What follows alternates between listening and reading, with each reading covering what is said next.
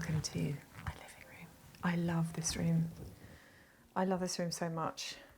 This really was, when I spoke about when we moved into the house, creating a sanctuary for myself. This is my sanctuary. Honestly, when I come home, there's something about this room, the energy in this room, the light, the view. It's just so peaceful and I love it. From what it was, honestly, this was carpeted, a sort of magnolia colour. I'll have to show you pictures, actually I'll share some photos with you. Red brick fireplace, orange skirting, all the woodwork was orange. And it strangely feels twice the size now.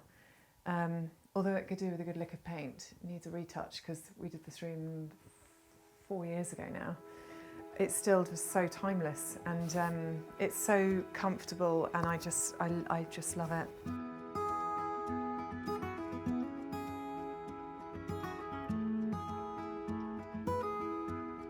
I do this a lot actually as well, in especially rooms where the ceiling's not particularly high. I always panel the ceiling because it adds so much interest rather than just a big blank ceiling. So I put this lovely tongue and groove. Actually this is bead and butt panelling on the ceiling. Added a really lovely simple OG coving. Put some panelling just on the TV wall. Changed the carpet to wood floor. And then panelling.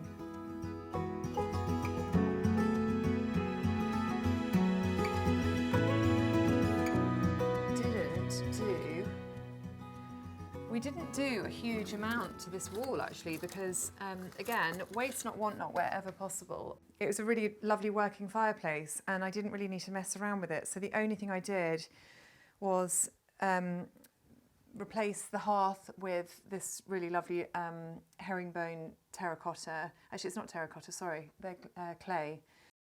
Painted the existing red fireplace. I just painted it in a white paint. And that's all I did to this. Oh, we put a new top on it. It didn't have this wooden top. It was a brick top, so I put a wooden top on and painted it. Added this wide horizontal boarding just to add a bit of character and pull the ceiling together. This was already existing, so I can't take credit for this because so many people ask me about this and I can't take much credit. This is very old and rickety and hence I took one of the glass doors off because it's so stiff. And I also just like the idea of being able to see one side. So it did have 2 glass doors on and I took one off and leave that one over there. And I just painted it white, put some boarding behind and painted it really, really pitch black because I love the contrast. I'm drawn to bringing masculine elements into a room that's very soft and calm. I think it's really important to add some neutrality and sort of bit of darkness, contrast. And I always think you can do that so beautifully with black or bronze. So this is a bit of a wow, even though it's broken. Gallery wall, I roped in the help of my lovely friends Bella and Daisy from Kramer and Bell, and they helped me create this art wall. I selected all the pieces. I'm a big collector of art. As you can see, there's a lot of bits of art around the room that I think it's obviously art's very subjective, and what you like is what you like. And an art wall is a great way to present and add fun and character and really lift a room. Oh, this piece here, this is actually called Father and Child, and I bought this for Brad when I had Ziggy. I bought this as a a push present. I did the pushing, he got the present. So how does that work? It's always such a talking point with clients, and I usually have to sell it. Putting a TV over a fireplace, whether it's an absolute yes or a no, and in here there was nowhere else that we could have had it. So if there's somewhere else you can put it, and if you can put it off to the side in a piece of joinery, great. The distance from the TV to the sofa in here is perfect. So for us, this worked so well. And this is a frame art TV by Samsung. So you can change the picture. This is my particular favourite. And it's brilliant because it's artwork rather than just looking at a black square box. So it works really well for us in here. Love it. Yeah, I mean, honestly, I think apart from touch-ups, because we spend our life in here, the furniture is battered to within an inch of its life, but that's having kids and cats. And we spend so much time in here that I'm not precious about most of the stuff that we own. But it will always be our snug. This will actually, because of where we're going to have a sort of day room, living room, this will be almost like our snug, because this is where the fire is. And it's really cosy. In the winter, it's such a lovely room. Although it's a really decent sized room, but it feels like a snug. And I think that's because of all the colours are very earthy and natural, and all the textures of the baskets and all the colours. This kind of summarises, I think, House 9, this room. And I always sort of, with all our designs, even if they're, lovely big fancy country houses, they all have this very same feel. Even if brand new, we have this ability of bringing in old and new and colour and depth, but in a very natural way that I think just feels very timeless, which is why our clients come to us, I think. So it's lovely that I was able to do this and create this in my own home.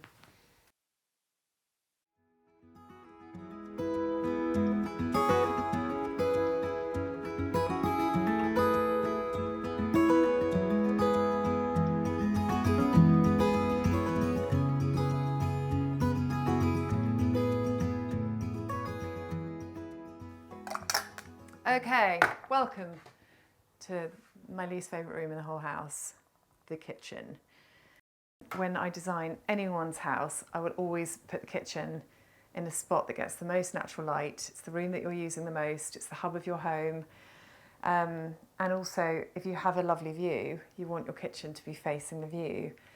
This is an old house, it's an old farmhouse, and I think back in the day it wasn't so important. The kitchen was utilitarian. It was almost somewhere you'd go and cook your meals and then you'd go and sit at the dining table. It was much more traditional.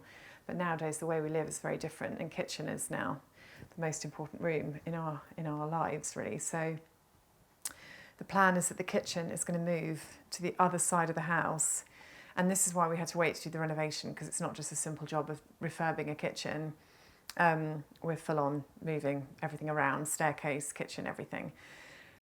So this is, it's a very dark room. We usually have to have the lights on, I'd say 80% of the year. Actually, I haven't got them on today, but it's a bright day. It's also a galley kitchen. There's no, it's sort of, you can sort of see from one side of the house to the other. And it's a sort of walk through, if you like. So it's a very odd, I think this house was added on to 3 times actually. So it sort of feels like it's been added on, and therefore it feels not very, well, it wasn't well thought out, but it's an old house, so. But you know what, it serves a purpose, everything works. And one of my favourite features in this house is this table, which is why these 2 chairs are here. Also Swedish antiques, which I would advise you don't let your toddlers sit on, because they usually end up on the floor. Ready? The granny table. Isn't that just brilliant?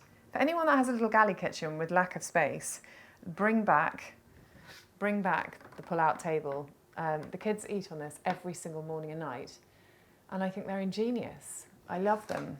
Another thing I love about my kitchen is a dish rack, and I don't know why we don't do more of these as well in modern kitchens, because it is a great way to just grab your dishes and keep them well aerated, and I think they're great. Couldn't live without my air fryer, not part of the kitchen, but best thing ever invented. And then another little thing I love about my kitchen is my little pantry cupboard. So that's the only thing I love. Utility room. So this is going to remain the utility room, but I'm going to make it slightly bigger, because it is, yeah, I mean, it's all right. Got tumble dryer, washing machine. I'll probably stack those, but it's a bit of an awkward size. I'm actually not going to have the door here, so that will be filled in. So I'll bring this wall out slightly, and then this will be where the downstairs loo is going to go, because currently it's over the other side of the house. So I'm going to just show you the front door, because this is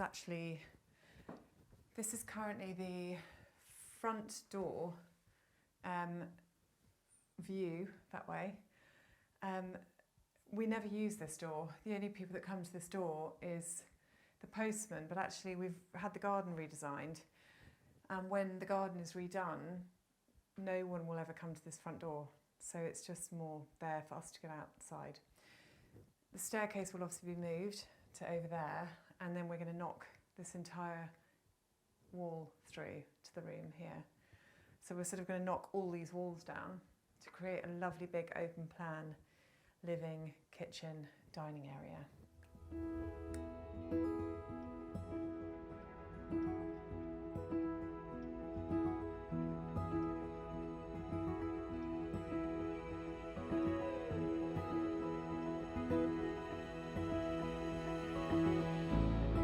Okay, I've just walked from the entrance hall. The walls that I'm talking about knocking through is actually in here. So this is currently using as our dining room. This whole wall is going to come out, and this is actually oddly a false chimney breast. There's nothing here and it doesn't have a chimney, so this is all being taken out, knocked through, and then we're going to knock that wall through. This is going to be a lovely seating area, and then most excitingly, through here, which is currently my study, this is going to become currently this is our study, and this is what will be the kitchen. So all of these walls are coming down, and we'll have some lovely beams over on the ceiling. All of the ceilings, as you can see, are the sort of Artex ceiling. Again, just haven't done anything about it since we've moved in, and no point in doing anything until we come to do the house.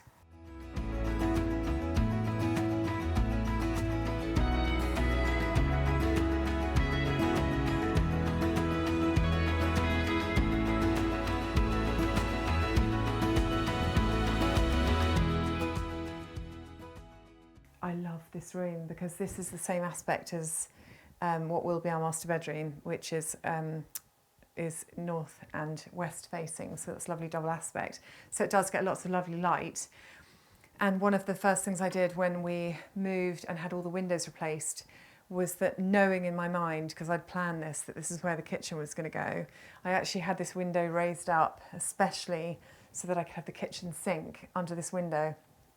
So I've always held that in my mind, as this is where my kitchen run is going to go, with my sink, and I'm envisaging sort of high units on either side, lovely wall lights, overlooking that view. And then island will go here in the middle, kitchen island. It's actually not a big kitchen, but I'm going to create an arch from the kitchen to the back there. I've got a clever idea with a pantry. Big fridge, freezer and pantry cupboard on either side, and then this will be where my cooker is in the island. So cooker in the island, and then the extension, and that's the reason I haven't replaced this window, is because we're going to knock through here, push this wall right out by about 3 metres, and that's where the dining room is going to go. And I am going to design an L-shaped banquette seat for the dining room, and then that will have double French doors that go out into the garden. So that is the plan. Currently I share my study with a piano playing toddler and 3 cats that interrupt me when I'm trying to work. There. So I've just had the front door replaced, which is lovely, but actually what's going to happen is the front door is going to come off, and then it's going to move with the extension, and it's going to be back about 3 metres. There will be a boot room that you'll walk into first, and then this area, the downstairs loo will go, and this will actually be your pantry. So this is going to be a beautiful internal glazed wall on either side with a door into the pantry, window to the rear garden, and then this will be that lovely arch back through to the kitchen.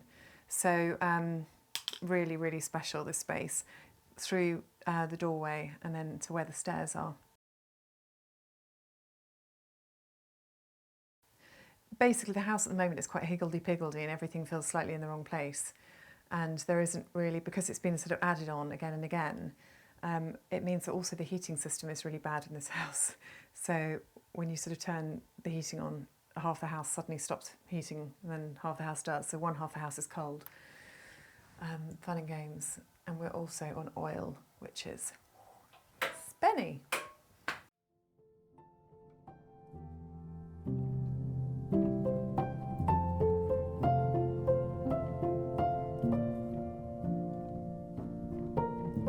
So dotted throughout the house are some pieces that I've collected over the years. I've obviously got a thing for Swedish antiques. This is a Swedish mirror that I got from an antique fair. I think this is from an antique dealer actually. It's so beautiful, I love it so much. This is a Soho Home chest of drawers, antiques. But the difficult thing is, because the house isn't done, obviously it's got sort of orange vinyl floors and, you know, it's just all very thrown together. In my mind, I know how it's all going to look, but I'm reluctant to spend much money on getting it, you know, on buying anything until the house is being done. So I've polished a turd, is what I've done, which I love doing. I think I'm quite good at polishing turds. I've made it my job.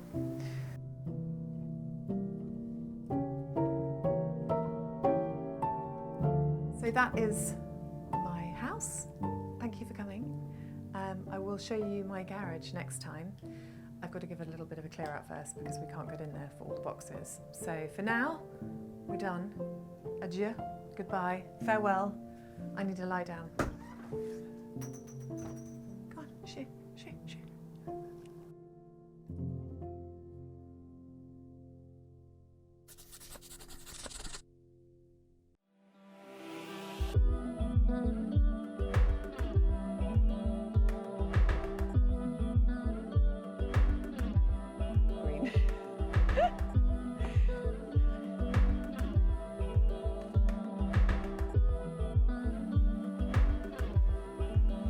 How weird is that? What possessed me to even buy it is the question. But I can't bring myself to throw it away. We've had some fun with that at some dinner parties. This is going to be a fully self-enclosed granny annex.